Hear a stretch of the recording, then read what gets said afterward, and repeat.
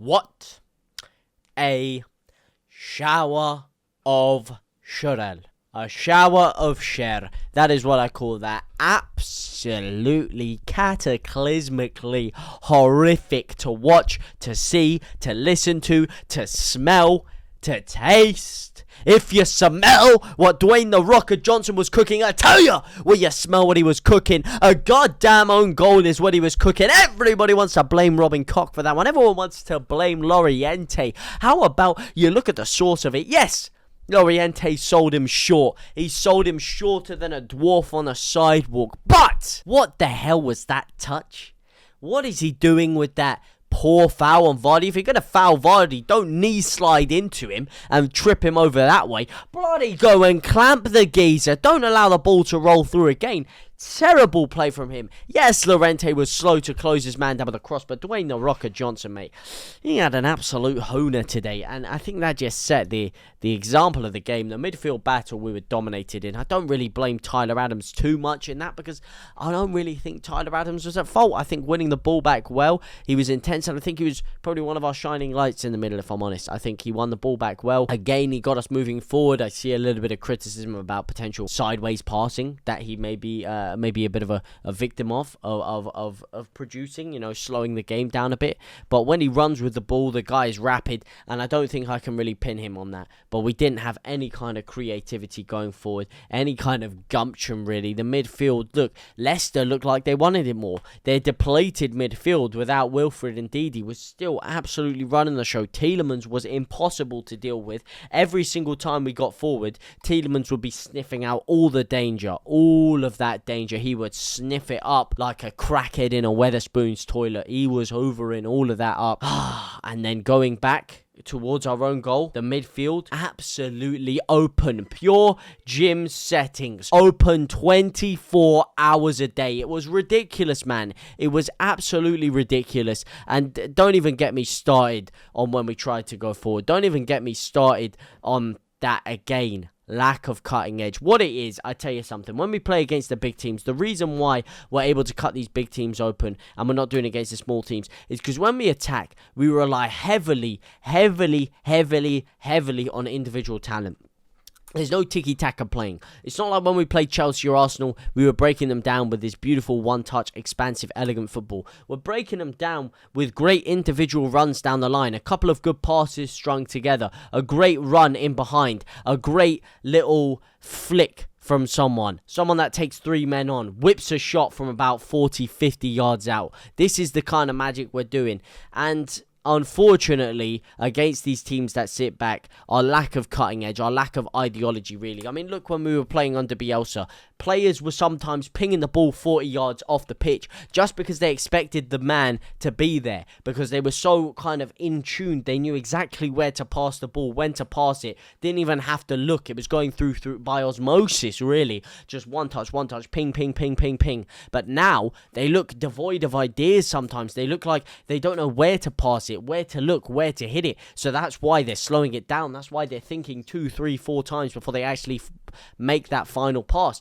And again, that happened. Leicester just banking all those players back. And I don't want to butcher his name. Faiz was given man of the match. He was sensational. There was a moment where we went forward. Gelhardt got the ball forward and Faiz went in there by himself, took it round Gelhardt, took it round Firpo, took it round, I believe it was Rodrigo as well. Held like 3 men off himself. He was like, you seen that Terry Crews clip where he's like holding 2 dons on the floor and he's got like the third guy in his legs and he's like absolutely triple doing them. That's exactly what FaZe was doing to our forwards there. It was absolutely ridiculous, man.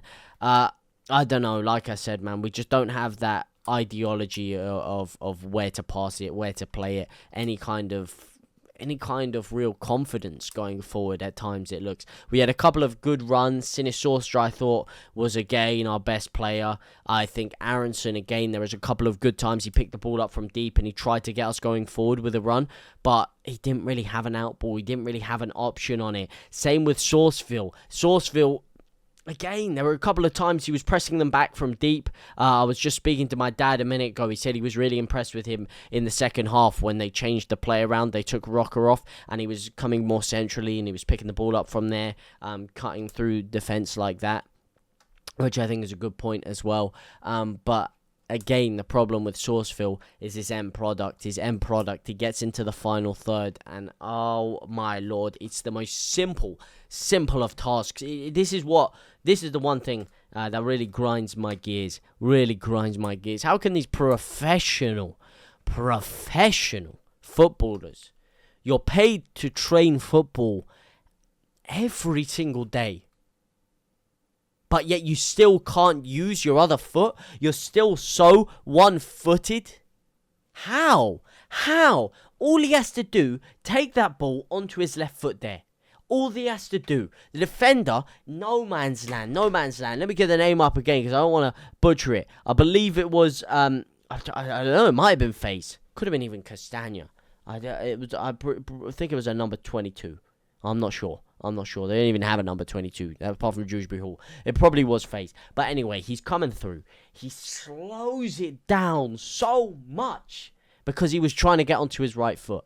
Even then, the defender still doesn't know what's going on. He still doesn't know what he's looking at. He still is kind of in two minds. What's going to go on? Is he going to take it down to the left? All he has to do, shimmy it onto his left foot. And then you've got yourself between the defender and the ball, side foot it into the corner. No, he slows it down and then tries to curl it back around him and fails horribly. Massive chance. Biggest chance in the game for us, if you ask me. Biggest chance. Could have been different there. But I don't want to get too much on him. I think he actually did have a decent game aside from that. Sourceville.